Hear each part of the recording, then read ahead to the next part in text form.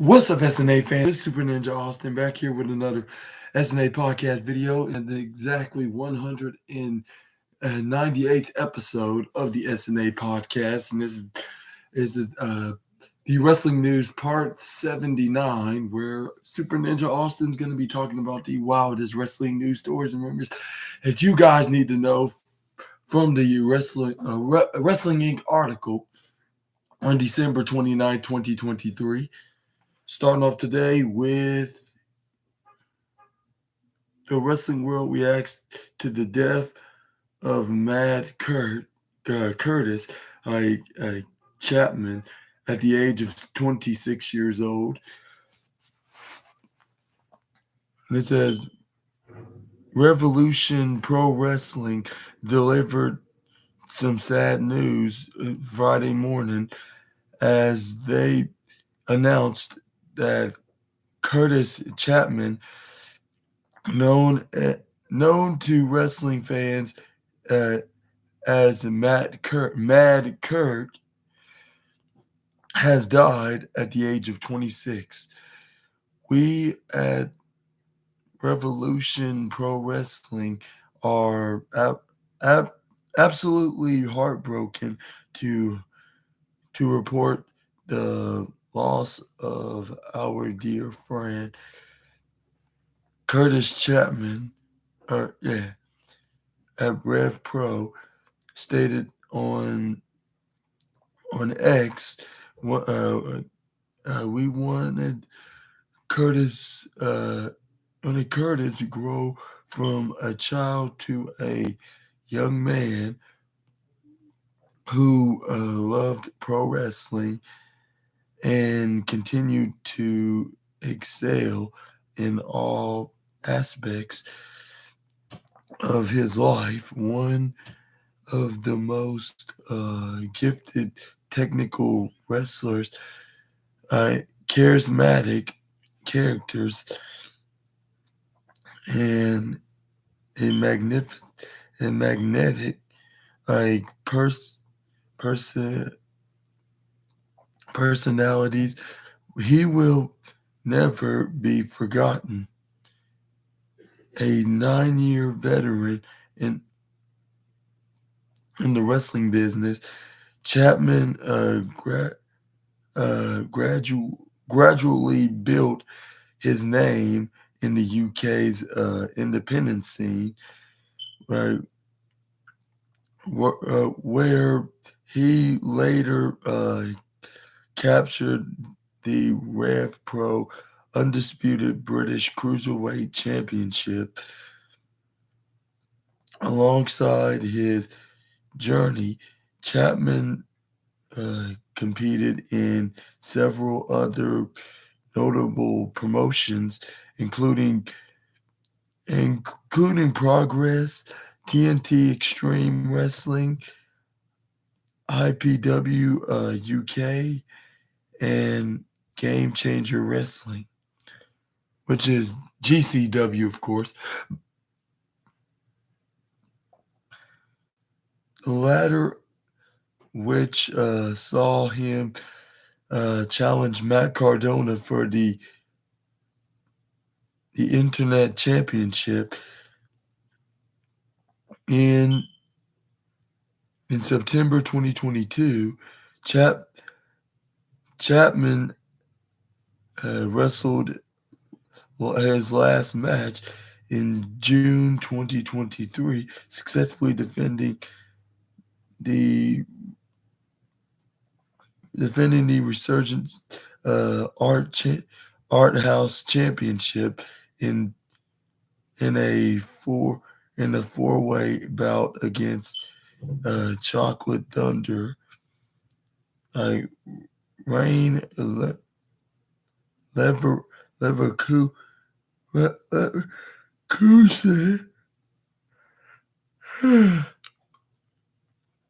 and Sky Smithson at the promotion's The Day Resurgence stood still event. Outside of the ring, Chapman also established himself as a prominent social media personality, providing his followers with many smiles and laughs over the years. As of this writing, the circumstances surrounding Chapman's death remain remains unknown.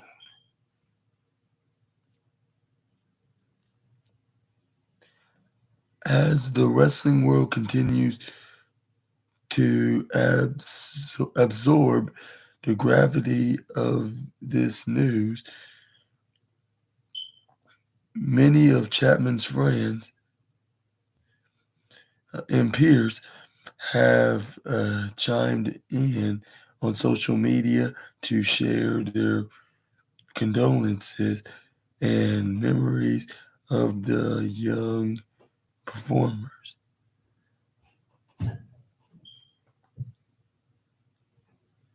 With them saying, I know, or saying, that I know Kurt would have loved the amount of love shown for him today.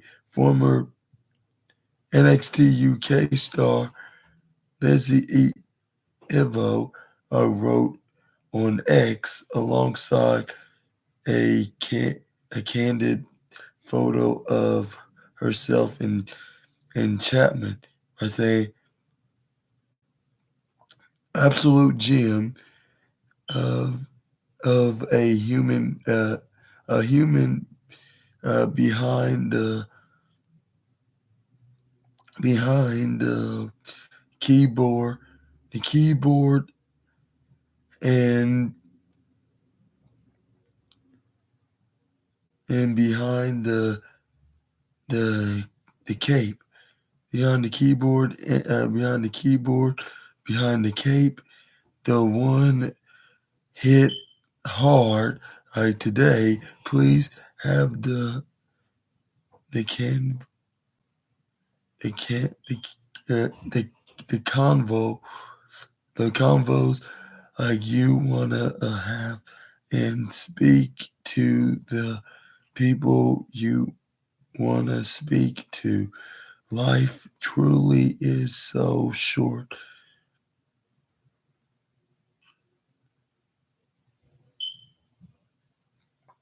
And then Ring of Honor World Television title Kyle Fletcher, who was a recurring opponent of Chapman's, expressed similar sentiment, writing, "I don't quite have the word for how I'm feeling right now. Some someone I always look forward to seeing never fail to make me laugh. I'll miss you, Kurt. Thanks for everything. Rest easy," Fletcher posted. Was also I was also accompanied by a, a, fle- a flexing photo of thanks for everything. Rest easy. Fletcher post was also accompanied by a flexing photo of himself, Chapman, and Mark Davis. And you can see it right here onto this post up from Kyle Fletcher.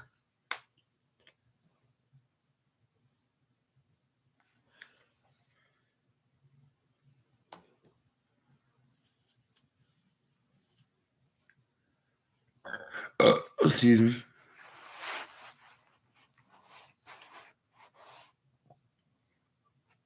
It says former NXT UK star Nina Samuel, I touted Chapman as not only a special and unique character in the wrestling world, but as a person in the real world as well. And and she wrote, "My my heart is broken like that. This isn't just another Mad Kurt rib." Samuels wrote, sending love to his family and everyone close to him. Like recent Impact in TNA Wrestling signee Danny Luna, I up a a happy memory of Chapman in which the two can be seen laughing with each other while in attendance at a wrestling show. The last time me and Kurt hung out is in Colt. Like I mean, not in, encapsulated the encapsulated perf- perfectly in this photo, talking sugar honey iced tea about wrestling drinking beer, and him making me laugh until I couldn't breathe. Miss you, my friend, Luna tweeted.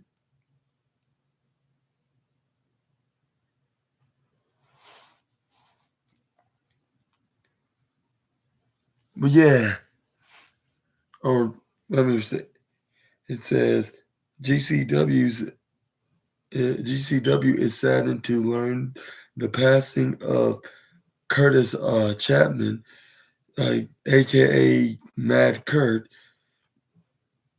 We were lucky to work with him during our first tour of the UK, and we will and we will remember him with with great uh with great fondness. With great fondness, like our rest in peace, Kurt. Game Changer Wrestling wrote.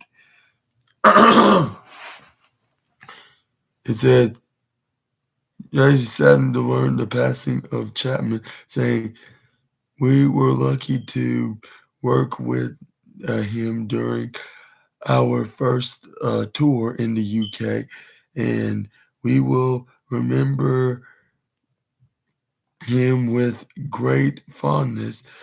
Rest in peace, Kurt." Game Changer wrote alongside with a smile image of Chapman and Matt Cardona.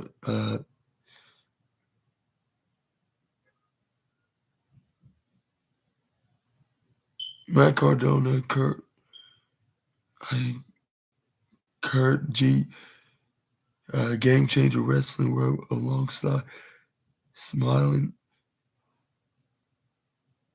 Matt Cardona and many of Chapman's cohorts have also sent their condolences to his family and friends, including uh, Lockhart, who praised Chapman for his sharp wit and comedic uh, bits that Lockhart feels were often underappreciated. underappreciated. Like with Wrestling Inc. sending their condolences to the Chapman friends and family and fans.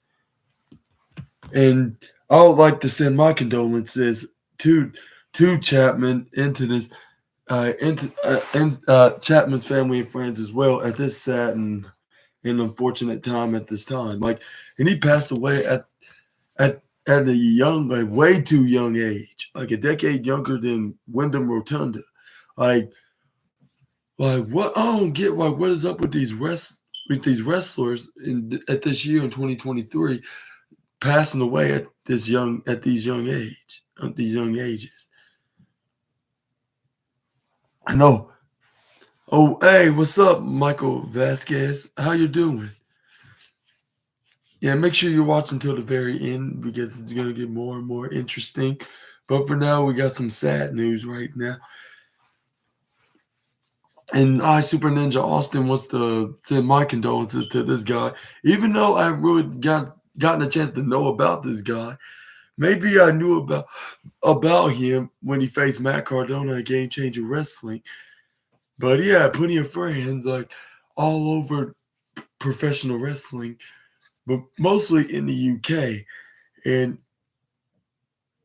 they say he's notable in Progress Wrestling and Rev Pro and GCW.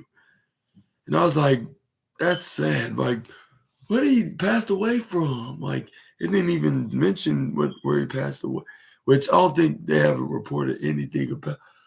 But probably be, it will probably be announced wherever, whenever it's been posted from like family or friends. Like I went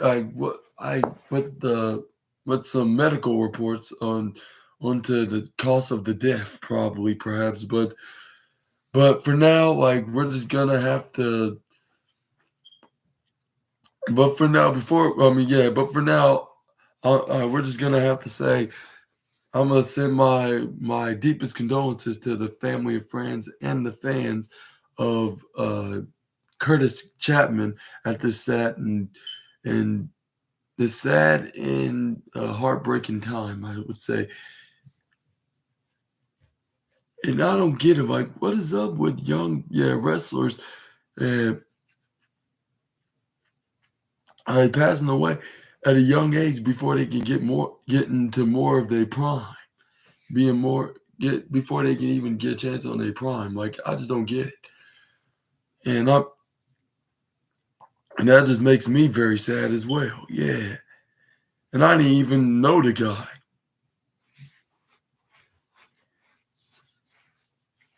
Like,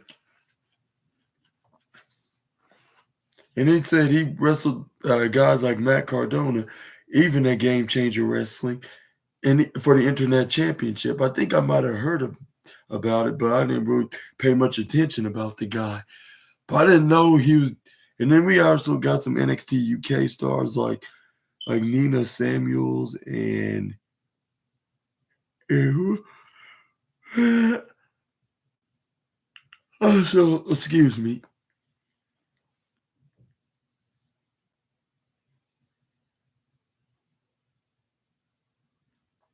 And Kyle Fletcher, like sending his message is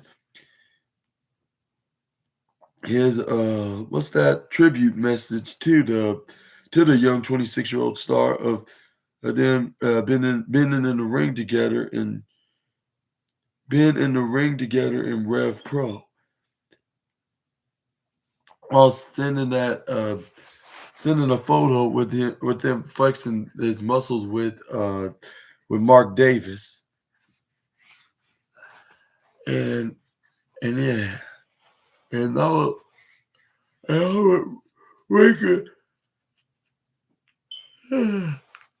would recommend you guys and you viewers and SNA fans will do the same for this video on today's SNA podcast. I I would prefer you guys do the same if y'all want to, but I'm not gonna force it to y'all and tell y'all what to do. But I was like, if you want my best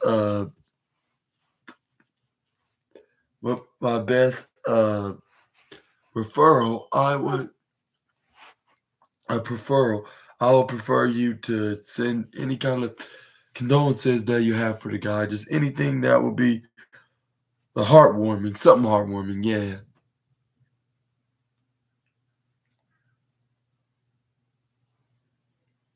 Next up, we got Kevin Von Erich argues Iron Claw movie doesn't de- depict like one family member like accurately.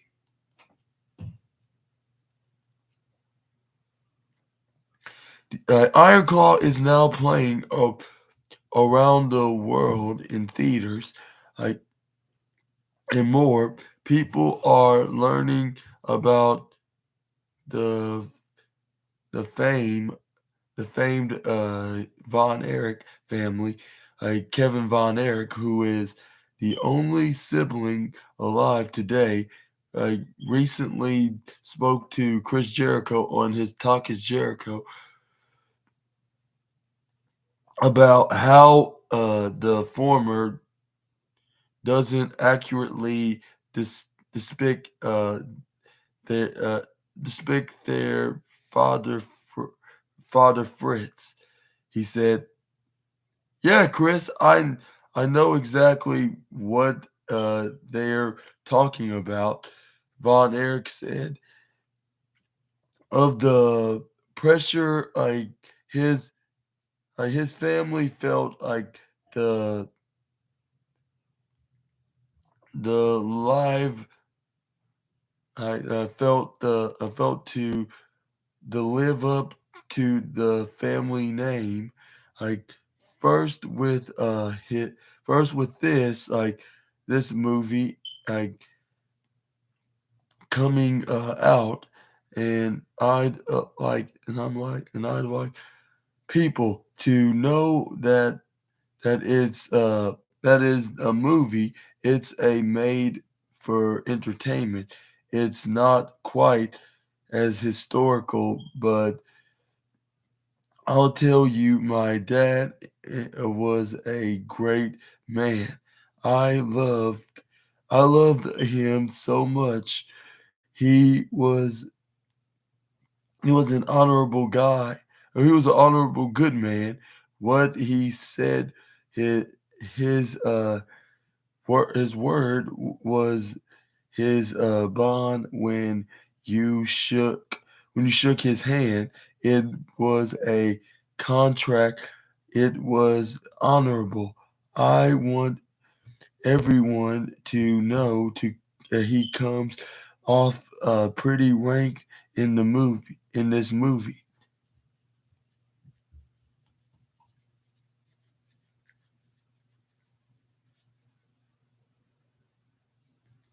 He continued, "You would think that the pressure that Fritz put on us is why my brothers would commit suicide. I mean, why would anyone commit suicide that is so far beyond me? But it's drugs. Drug did it. Other as drugs did it. That and the fact that Kerry lost his foot and wouldn't be able to come back. Mike, uh, with uh, with that fever, was uh, he was not coming back. It was It was a hopeless feeling in inside to let everyone down, and you just feel like dirt. All my brothers were super loyal, and that's what it was. The shame uh, and guilt for falling, it was not my dad. like Fritz von Erich is portrayed. Not my dad. Fritz von Erich is portrayed by Holt McCallany in The Iron Claw, while Kevin is portrayed by Zac Efron. The movie also stars Jeremy Allen White, Jeremy Allen White as Carrie, and Harris Dickinson like as David. But anyway, what's your thoughts on Kevin Von Erich? What are your thoughts on Kevin Von Erich's on Toxic? What's your thoughts on Kevin Von Erich's comments on Talk Is Jericho about explaining that it's not exactly accurate what it like it was like then back in his days in his wrestling in his days in professional wrestling, like when he was trained by his father Fritz von Erich, which I'll say sometimes movies can be a little bit like stretching the truth when it comes to entertainment, because like it's been known for that, even for with non wrestling movies that are based on a true story. Like you name it. Like, well, I can't really name that much right now, but I would say I might know a couple of movies that have done that before, and then celebrities, or even the one they're making a movie about based on that's still alive, would say that I would say that's quite entirely the like that's not entirely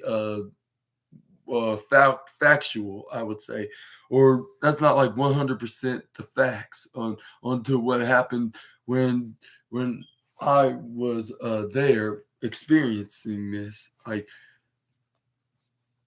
so yeah, I'll say sometimes Hollywood can just be a little too, or not a little too. I'll say they could be a little like I'll say exaggerable or exaggerably. I would say sometimes Hollywood can be a little exaggerably uh, imaginable. Like sometimes they can do stuff that they're trying to make believe, but it's a movie that's based on a true story. So you should make it more realistic rather than fiction. That's the point of making this movie, The Iron Claw, because it's based on the onto the success and the tragic events of the Von Erich family. That's the point of this movie. So I would agree with Kevin Von Erich on this. Like, and that's the point of making a movie because he's the one that experienced it. And then he said, and he explained that they made the movie, making it claiming the reason why his brothers Carrie and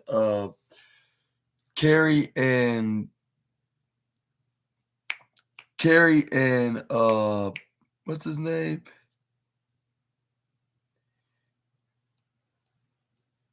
Carrie and David. Yeah, that's right. Carrie and David Von Erich passed away because, or not, or yeah, passed away because of their father being too hard on them. But it was for the facts of drug overuse and also committing suicide. Like that's what made him want to commit a suicide. Yeah, is well, I'll say that. I mean, we all know why that. I mean, that's why they committed suicide, not because of their father over like were being over hard on them, but for the fact that they used drugs and and one of his other brothers like had to lose his leg because I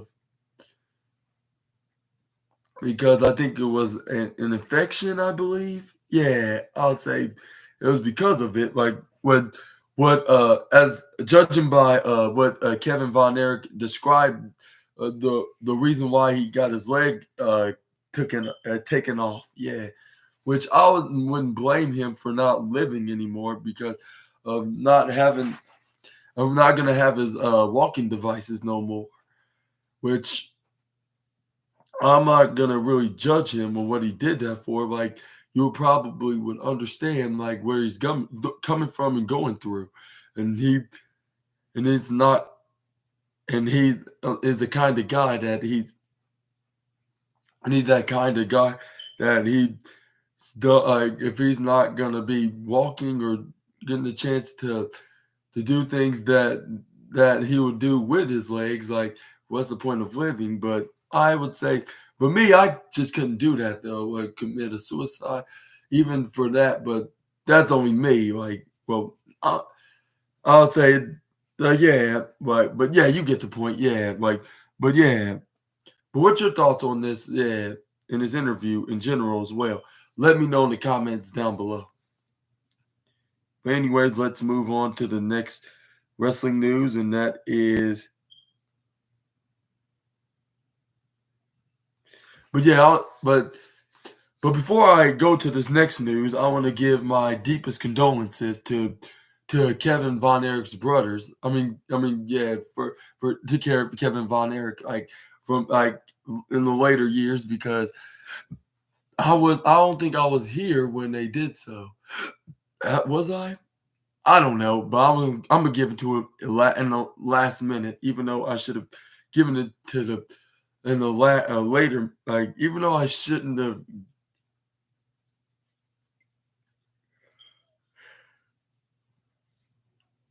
Yeah, I'm not sure if I should. I don't know if I should, but I'm just gonna give it to her anyways. And for those who watch the Von Erich the Iron Claw movie, I should say, and whoever watched the Iron Claw movie and that's watching this video, please make sure to let me know what's your thoughts on the movie down in the comments below. But anyways, we got some backstage report on the potential future of AEW's Andrade El Idolo. And it says that Andrade El Idolo has been heavily featured in AEW recently as part of the Continental Classic and is set to compete against Miro at World's End this weekend, but his future with the company remains the up in the air, according to the latest Wrestling Observer newsletter. Some within WWE are e- expecting him to return to the promotion, and some close to him have agreed that he may well go back to his former employer. Of course, that is where his wife Charlotte Flair works, and his previous experience working with under Triple H's creative saw him thrive in NXT. However, the same people have also stated that he is still open to staying with AEW if Tony Khan is able to make a better offer than WWE. El Idolo has said that his contract is set to expire with AEW soon, but it is unclear when the exact date is. El Idolo joined AEW back in 2021. I remember when he did join 2021, aligning with Vicky Guerrero, having competed against the likes of Cody Rhodes and Pac until recently, working with CJ Perry. Elsewhere about El Idolo on the wrestling news, like Ito would also like to work for New Japan Pro Wrestling and did want to work with Fantastic Mania this coming February, but that is going to conflict with his schedule. However, he has been competing for CMLL as of late. And during a press conference for the company, El Idolo made it clear that he has several options available to him moving forward, with a decision set to be made at some stage in 2024 about his future. And what's your thoughts on Andrade El Idolo's contract status with AEW? Do you think he's going to stay with AEW, or do you think he's going to go to WWE? Let me know in the comments down below. Which, yeah, he has plenty of options. Whatever being, it could be New Japan, it could be back to WWE, it could be, it could stay in AEW. Like if Tony Khan offers him to resign with the company, which it looks likely he probably would. But even for that, I would say if WWE has a bigger offer, I think you could go WWE. For the two facts those two facts, like one, Charlotte Flair, his wife, or should I say his wife, Charlotte Flair, is working in WWE. I mean, that's where he met her at, like before he left the company back a couple of years ago. Like a few years ago, back in 2019, ever since Becky was started dating Seth Rollins at that time.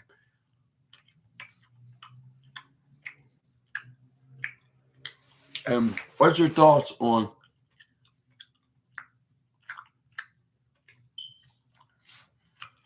the work? I mean, let's just say if he did left AEW, he probably would wrestle for New Japan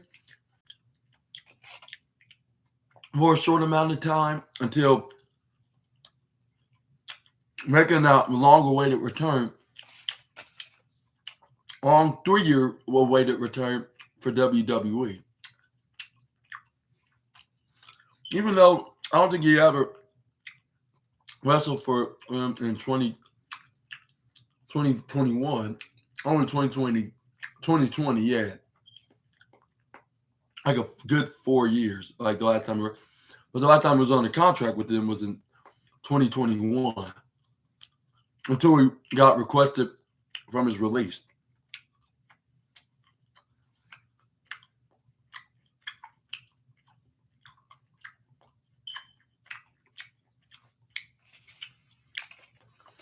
But anyway, yeah.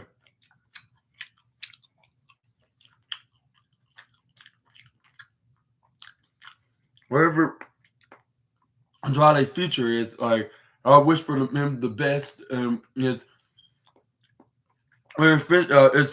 Wherever his future may be landing at, I should say. Let me phrase that. My apologies.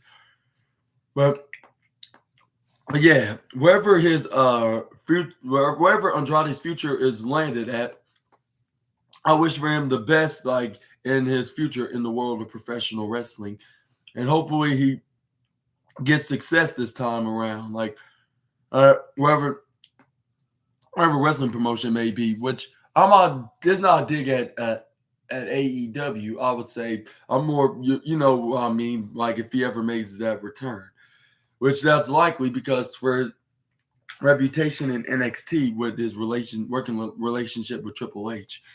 But let's move on to the next wrestling news, and we got some Willow Nightingale news now. It says with her explaining the inspiration of her AEW persona. Willow Nightingale is widely known for being one of AEW's most cheerful competitors. Of like while Nightingale is keen on maintaining this bright, shiny attitude. Like she has also made it known that she isn't afraid to showcase a hard-hitting offense on her opponents. On a recent episode of Under the Ring, Nightingale spoke about the character dynamic while further explaining the origins behind her persona. She said, "When I first started wrestling, I wanted to have brash, brash. I want this brash. I mean, I I'm going to beat you up. I'm tough, the toughest person type of character, and it wasn't believable,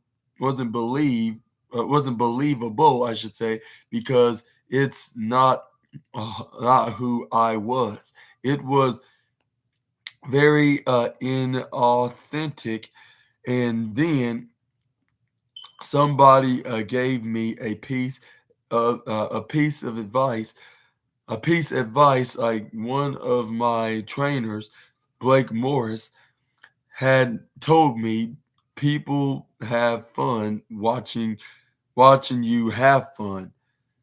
Of course, people can express that in a million different ways, but for me, that meant like what I do, how I have fun, find a way to put that forward. So all of my little quirks and and I sit and I sit and I sin and I diosin sin uh, crises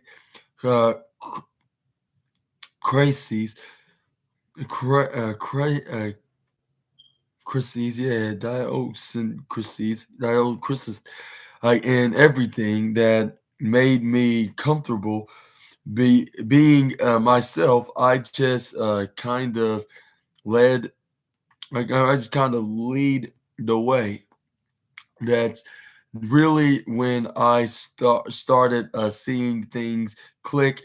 In addition to the advice she received from her trainer, Nightingale later revealed that she has also drawn inspiration from Joshi wrestling, like specifically from the 90s and early 2000s. Like one of Nightingale's main influences from the Japanese wrestling realm, like in former WCW Women's Champion I- Akira Hokudo, Hokudo, who had broken her neck during a two out of three falls tag team match for AJW, when Nightingale later broke her own neck in 2019. She was deeply empowered by the strength she previously had seen from Hukudo. Where they're saying she had inspired me big time in terms of like, okay, I can turn it around, and I could still have the best of my career. like ahead of me. So I borrowed that from her, and for me, I for look for tough, hard hitting people. I I want my performance to, of course, be, be hard hitting and tough, but I want to still find a way to throw my personality in there. Nightingale said. What's your thoughts on Nightingale's comments onto this interview with this interview with Under the Ring on the Under the Ring podcast? And what's your thoughts on her getting this happy shining character from the former WCW Women's Champion Akira Hu Hukudo, yeah, Akira Hukudo. Y'all let me know down in the comments below. But also, I would say I should have known it was going to be from inspired by somebody Japanese, like a Japanese wrestler, because that's what kind of reminds me of with the shiny animated colors, like when she's entering the ring, like into the graphic design and her character too, looking like some kind of a anime wrestler. I was like, that's what I thought of Willow Nightingale when I started watching her from the past like year and a half in AEW, ever since she's been all elite. And do you think she'll be AEW Women's World Champion or even at least TNT, not TNT, TBS champion? Which I could see her being either champion, if not both. Like if she stays long enough around with the All Elite promotion. But I'm gonna let you guys be the judge of that in the comments down below. And do you think this character, and also most importantly, do you think this character will make her any of those championships in All Elite Wrestling? It sure did make her New Japan Strong Women's Champion when she won the four-way tournament between it was what's the I forget the Japanese women's wrestler name. It was she beat her to get to face Mercedes Moné, which Mercedes Moné faced this Mexican women's wrestler. I forget her name, Stephanie. I forget.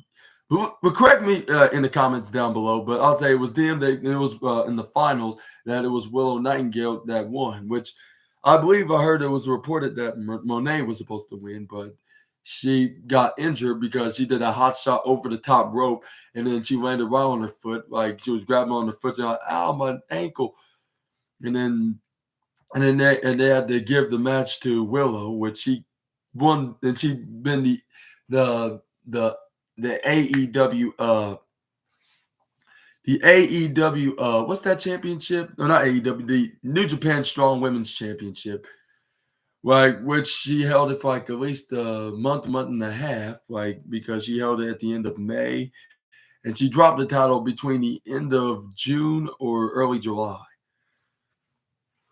But we haven't seen Willow Nightingale been champion ever since. But we could see her be AEW Women's Champion or TBS Champion by 2024. Who knows? Like the decade of 2020 has been one heck of a year, like with unusual and unbelievable things happening. Like I've been noticing for the past 4 years or 3.5 years, ever since the decade has upon to us. So I wouldn't rule out anything at this point. Like I'm more of a guy that's expecting something unusual to happen more than something usual would happen. Even though, even like, even though like usually stuff usual mostly happens, but there's sometimes that stuff unusual might surprise anybody out of nowhere though. So I would say my point is like point is, like, if there's any plans that Willow's going to be women's champion, expect that for that to be the case, whether it be in the Women's World Championship or the TBS Championship. But for now, I'll say she could be perfect with the TBS Championship, and she could be very dominant. and she could be a very good championship, like she did with the New Japan Pro Wrestling Strong Women's Championship. But anyways, let's move on to the next wrestling news, and that is AEW champion MJF gets candid about Chris Jericho. Chris Jericho is one of the few remaining active wrestlers of his generation, and still one of the most recognizable names in the industry. However, over the past few years, criticism of him has been rife online, and it's caught MJF's attention in a piece writing for the Players Tribune, I should say, the Players Tribune. MJF addressed Chris Jericho's importance to AEW and in the wrestling business overall. He said, "It's really fun to sugar honey iced tea on the sugar honey iced tea on him. I know, trust me, I do it all the time, but people have the weirdest, shortest memories when it comes to who he is, what he represents, or represent, I should say, not represents, according what he represents according to MJF. The promotion wouldn't be in the position that it is today without the help of Jericho at the start.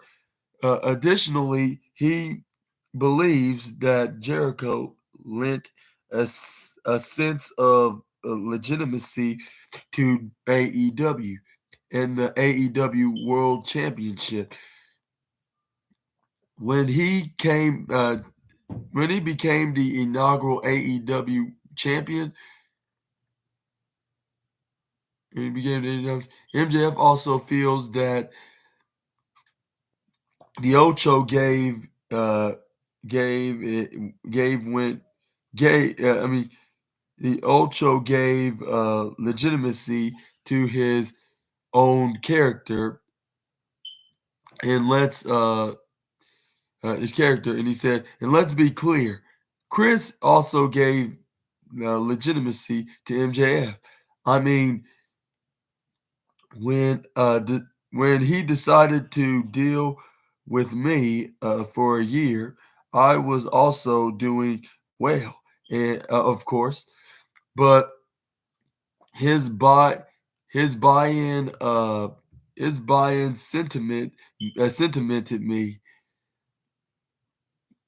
Lastly, MJF believes the endorsement from Jericho proved his value to the AEW higher-ups, fans, and even himself, due to their feud lasting so long. Lasting so long. I assure you, I've forgotten no one when I say Chris was the biggest star had at its inception, and most likely still is. Besides me, fellow AEW pillar Sammy Guevara also recently commented on his relationship with Jericho, and just like MJF, he only have glowing things to say about the veteran. But what's your thoughts on Chris Jericho? Do you think he's overrated, or he's still putting on amazing performance even at his age, and even it's at his age, and for him having a 30-year career in professional wrestling. Let me know in the comments down below. And also, MJF, and what's your thoughts on MJF's message to the marks out there that was hating on Chris Jericho, saying that he's not really he's not really a great wrestler, but he's like, are you forgetting, like, I don't know how you can forget like how much great of a wrestler that he is. Like, and he's been doing this for 3 decades for y'all's entertainment, but it seems like people like y'all are very ungrateful. But me personally, I wouldn't care if he had another run with the AEW championship if that time is right. Like, but I'm not saying to take it away from the younger guys. I'm just saying, like, even if he ever been AEW champion once again, I wouldn't mind it, because he's a very great champion. Like, when it comes to him being on the AEW roster, like he even did some great stuff in entertaining matches. Even my dad was even entertained. He was like, "This is still Chris Jericho." And I was like, "Yeah, he's like about your age, like, and he's still wrestling like this." He was like, "Wow," like, and he was like, "Yeah, that proves that age don't matter." Like, yeah, exactly. Like, yeah, like, it's how you feel about your age, like, and and what's your motives and what your confidence is. Yeah, but yeah, we're gonna I'll let you guys be the judges of that in the comments down below. But I think Jericho's still doing great. I wouldn't mind if he did beat Ricky Starks and Big Bill, because it'll tell a story not only for him but also with him teaming with Sammy Guevara, like with Guevara winning another championship under his belt. And it's not just about Jericho. And he's going to show Jericho that it's also about Guevara, because Guevara was there like when he finally needed him the most. And Guevara finally understands. And that's why he's he's sharing the spotlight with the old show, and he will be AEW World Champion, which that'll be the final championship, perhaps next to the International Championship too. But yeah, we're gonna see all that in the foreseeable future. For both men in All Elite Wrestling. But anyways, let's move on. We got some Tony Khan news now. It says Tony Khan likens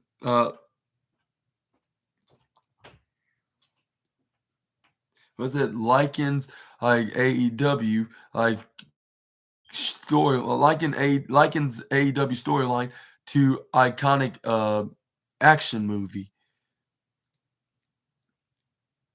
And it says the current top feud in AEW women's division involves a women's world champion, Timeless Tony Storm, and challenger Riho on a media call ahead of World's End. Tony Khan spoke highly of both Storm and Riho for their work and compared their particular storyline to an early 2000s cult classic, like right before a cult classic. He said, before I first started talking to Mariah, and it took a long time to get her visa done.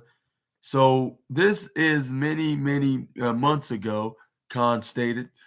I first went to Tony Storm and talked to her about changing character and watching some films like from the 50s, and she sunk her teeth into it more than anybody's ever sunk in their teeth in something like after being shunned like by Soraya and Ruby Soho, and subsequently banished him from the Outcast. I mentioned her from the Outcast. Storm's adoption of an old Hollywood persona has led her to claim the Women's World Championship for a record-tying third time reigning. She has taken the ball and ran with it, unlike anyone I've ever seen. And Timeless Tony Storm has been amazing. Uh, Khan praised. Khan also spoke well of Riho of mainstay like in the AEW locker room and he also being the inaugural AEW Women's World Championship. Khan cited her in ring ability and overall likability like as motivation to create a program with Storm, saying, "I think somebody that can go out there and from the very first Dynamite, not only have great matches, but we've also seen somebody uh, that delivers ratings is Riho," Khan said. As acclaimed as both women are, their history together is the definite the definite fe- feature of their championship like feud. Riho was driven out of the Outcast in April of 2023. I think they meant August of 2023. And while Riho has overcome the likes of her former teammates Ruby Soho and Soraya, she has yet to hold a victory over Tony Storm. Khan compared Riho's mission of vengeance to one of quar- quar- one of quarantine vengeance on to one of quarantine Taratio's most iconic movies. With him saying, "I joke to all the women, like, this really reminds me of Kill Bill," Khan said, because that they all put this women, all this put this woman down, and she's came back for revenge. And this group, they don't even like each other, like the they don't like each other, individual people, like anymore, like the individual people anymore. The outcasts, like all have the all that in common. That we host coming for all of them. Which Rio coming for all the members of the Outcast kind of reminds me of Randy Orton uh, coming for revenge for the Bloodline, except for Jey Uso, at least for now. But then again, he's still remaining to get revenge, but not with Jey Uso, but only with Roman Reigns and Jimmy Uso. And now their newest addition, Solo Sikoa, since for the fact that he's on WWE. Now he's on. I mean, not on the WWE's biggest family faction of today, of course. Do you think that Rio will get her revenge by taking the AEW Women's Championship off of Timeless Tony Storm, or do you think Timeless Tony Storm's moment of retaining the AEW Women's World Championship? And also, not to mention, uh,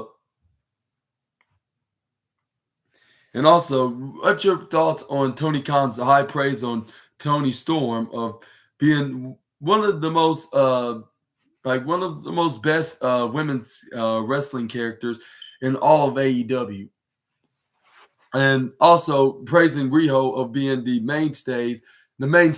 I should rephrase that in AEW as well. Let me know also about that in the comments down below. I would love to hear y'all's opinions down below. And also, we're gonna move on to the next wrestling news, and it's some more news about AEW and Tony Khan, particular. With backstage reports offers more details on Dana Massey's AEW departure. Dana Massey, the wife of the Young Bucks, is Matt Jackson, the wife of Matt Jackson, will be leaving her role as AEW's marketing uh, and merchandising offer at the turn of the year, but it appears the company did want her to stay. According to the Wrestling Observer newsletter, the company offered her a new deal, but Massey opted to decline. Massey reportedly told told the company she would be leaving in October. With the way the young bucks were treated, posted and brought in the brawl out being one of the reasons behind that. While the Bucks did sign new deals with the company, there is a feeling that AEW never cleared their names, nor were they allowed to do that. Nor them they allowed to do that themselves. Coming out of the situation, it is believed that was a big reason of her walking away from the company, where she has been working since the inception. Massey had been speaking with Tony Khan about AEW from 2018, playing a big role. Things backstage, while her work with the promotion is now done, Massey could end up being involved in new ideas for products involving the Bucks due to the killing the business moniker that was trademarked recently, but that remains to be seen. It was noted that her departure does leave large holes in the company due to the fact that her jobs were major ones, were major ones, while there had been criticism for the local market promotion that AEW did, and how much merchandise was available to buy at shows. It's unclear what uh what parameters she was working under during her time with AEW. And what's your thoughts? What's your thoughts on this matter? And it's been reported that Matt Jackson's wife, Dana Massey's, has been let go by All Elite Wrestling, and I and nobody did not know why exactly she left. And says maybe some of the reasons could be because of the brawl out incident, and also a brawl out incident and brawl incident, which I would say it shouldn't be entirely, even if it's some of the reasons. But maybe what's the straw that broke the camel's back is because of maybe it's probably some kind of a annual layoff thing, like which some of the staff in AEW can like is not going to be so lucky of staying around in All Elite Wrestling because they could probably only can afford to keep like they can only afford to keep like some of like they keep like half of their employee staff, and then the other half like you have to give them excuse me the pink slip. I would say yeah,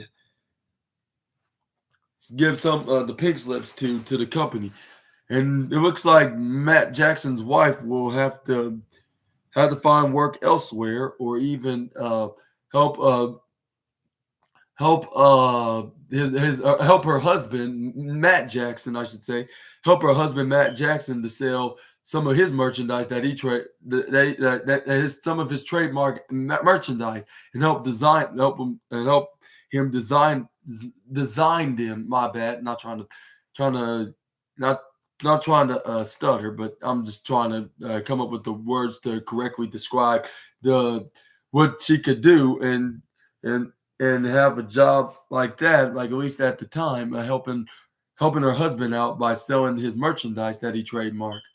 That's the only thing I'd give like some advice about like for after being released into all from All Elite Wrestling. I would say that would be the best option for now until you can find a another job that's just like AEW or any job that you can do that's likely a dream job, right? Because she looked like a professional herself, just like her husband and his brother.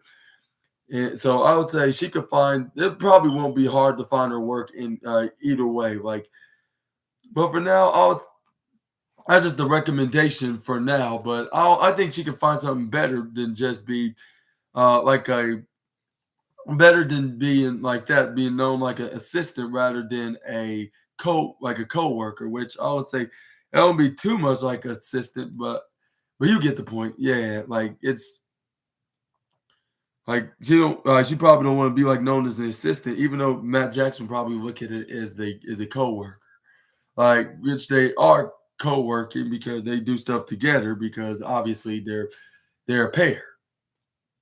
But anyways, I want y'all to be the judge of that in the comments down below on what's next for Dana Masties. But let's move. We're gonna move on to the next wrestling news, and that is Kevin Von Erich discusses emotional scene from the Iron Claw movie.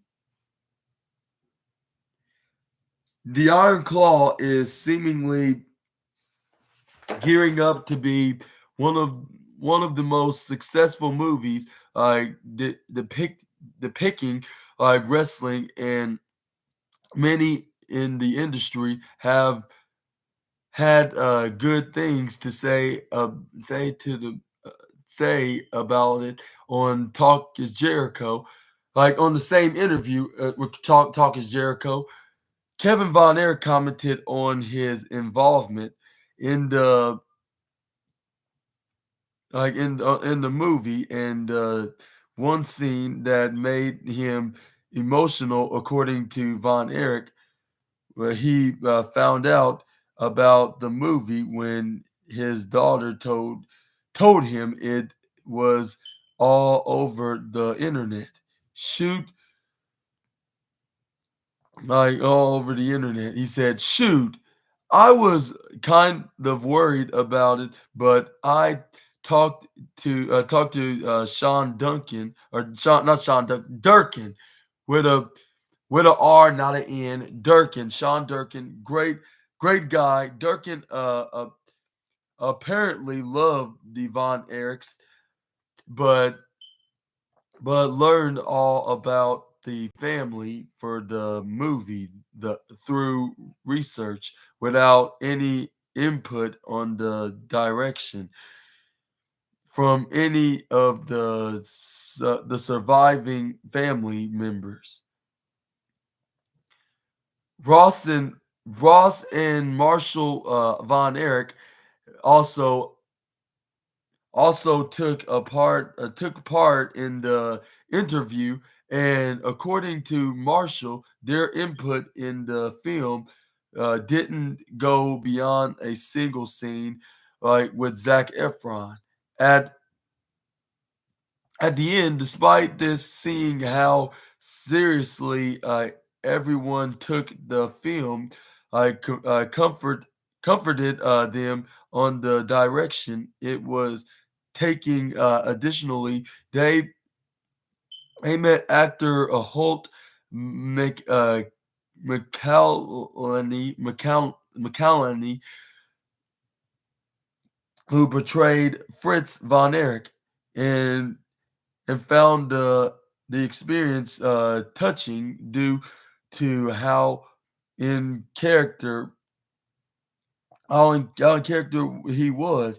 Additionally, the family of wrestlers who were a part of world class championship wrestling reached out to them for roles, but due to not having any input, they couldn't accommodate any of them.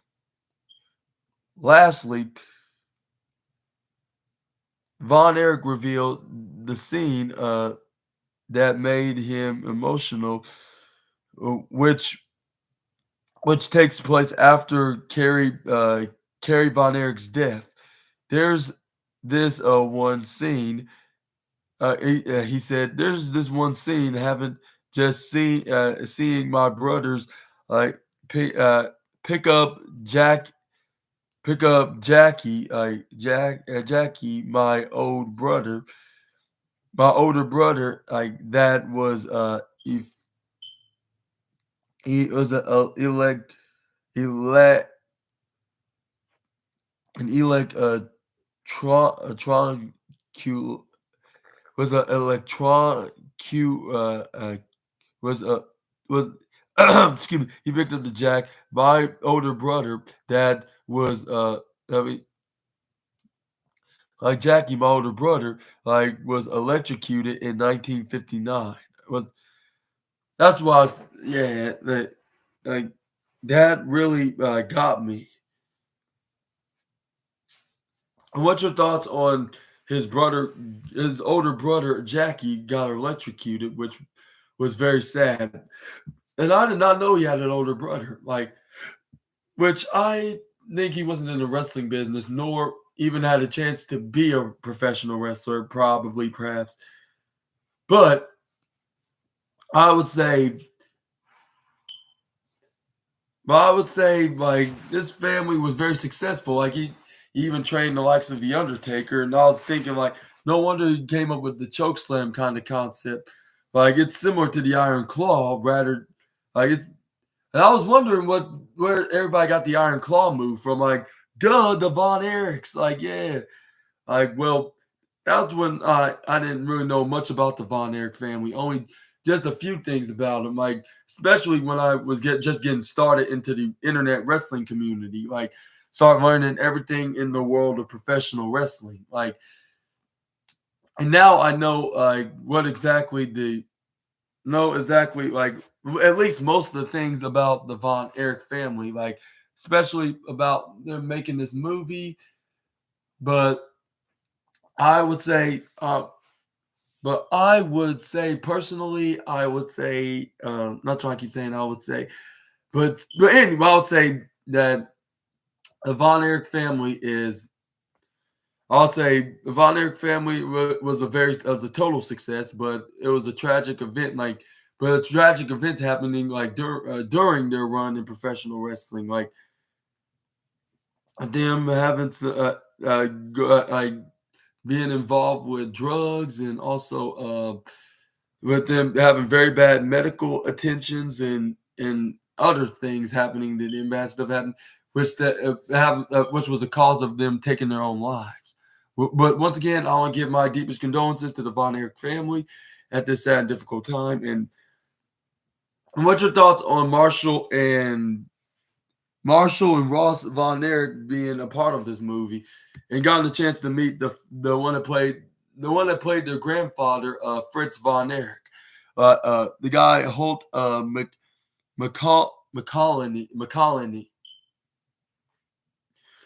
But yeah, let me know also about that in the comments down below, and what's your thoughts on Kevin Von Erich saying what made him sad the most, which we already brought that up, onto this exact same interview with Talk is Jericho. And then he said he gotta thank Sean Durkin, like, for his love of the Von Erich family, and like and did his research on about us. Like, that's what he said, or not us, like, exactly. But I'm saying, like, what he said, like, what he referring to himself and his family, like he appreciated him doing his research and created this movie and and stuff and all that stuff. But yeah, but make sure you watch. For those who haven't watched the Iron Claw movie yet, I'm one of them. Like, make sure to check it out in your local theaters, like all over the United States. Like, whether if it being in whether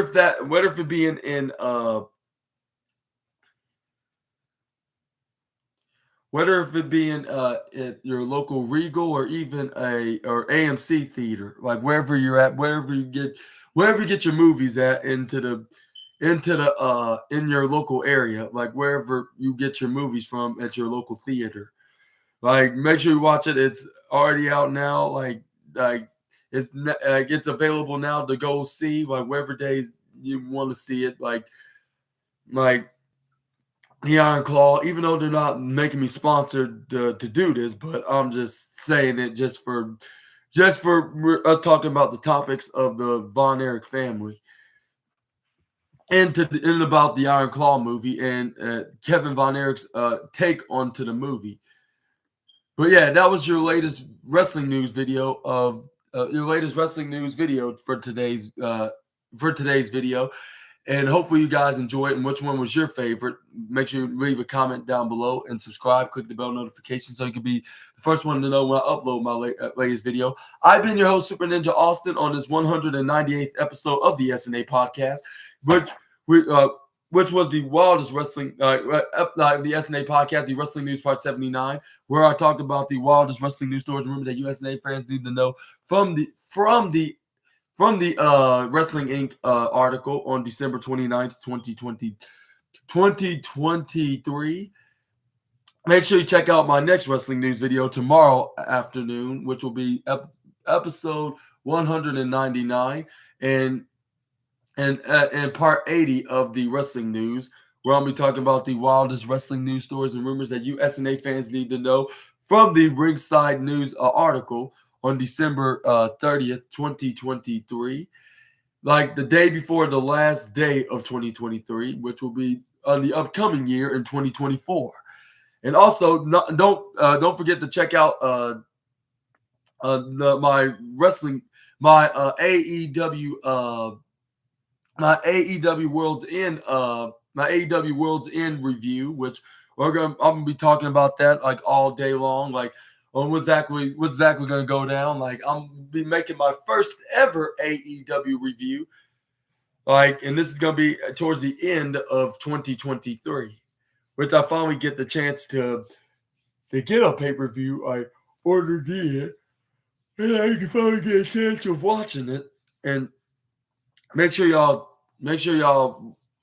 tune in for the to see me talk about what exactly went down for AEW World's End, and who won their respective matches. Like, And give me y'all's opinion, y'all's prediction in the comments down below, which I already gave them out like on the last video, which it was like the likes of Keith Lee, MJF, Timeless Tony Storm, Julia Hart, Adam Copeland, and Hook, and Team Jericho, and Guevara, Darby Allin, and Sting. But yeah, let me know in the comments down below on what's your thoughts onto the matter, and yeah, and hopefully y'all have a great Friday. And yeah, I'm not gonna be doing the SmackDown review nor a AEW Rampage review because it's still the holiday week, and I'm gonna give it until I'm not gonna do my wrestling review, my 20th wrestling review, I should say, until the start of day one in New Year's and on Monday, or when I make my Raw review. But tonight we'll have the best of SmackDowns, like what's the best matches, like with like the likes of the best matches being like the likes of Roman Reigns taking on Cody Rhodes, and even the Usos team with Solo Sikoa, and then Sami Zayn and Kevin Owens, and also Sami Zayn and Kevin Owens main event night one against the Usos for the Undisputed Tag Team Championship. But they're going to be talking about plenty of those stuff. Like, make sure, like, for those who are interested in watching it, go ahead and watch it. But and also, go ahead and watch it later on this evening, of course, if y'all want to. But I'm probably gonna watch some of it. And I'm gonna definitely watch Rampage because it's pre-taped, but still I'll watch it for the heck of it because it's the holidays. Like the reason why they pre-taped it so the wrestling the wrestlers so they can have some time off to spend time with family in the holidays and get ready for AEW's latest. I believe AEW Collision will be on tonight as well, if I'm not mistaken. But if that's the case, then I'll probably will be mostly watching AEW Collision. I don't think I really will watch SmackDown if that'll be the case, which I need to search that on YouTube TV right now. But yeah, hope y'all have a great Friday. I'll see you all tomorrow afternoon and tomorrow evening until we see each other again. Super Ninja Austin, the Assassin, out. Bye-bye. Bye-bye and happy holidays and early Happy New Year's.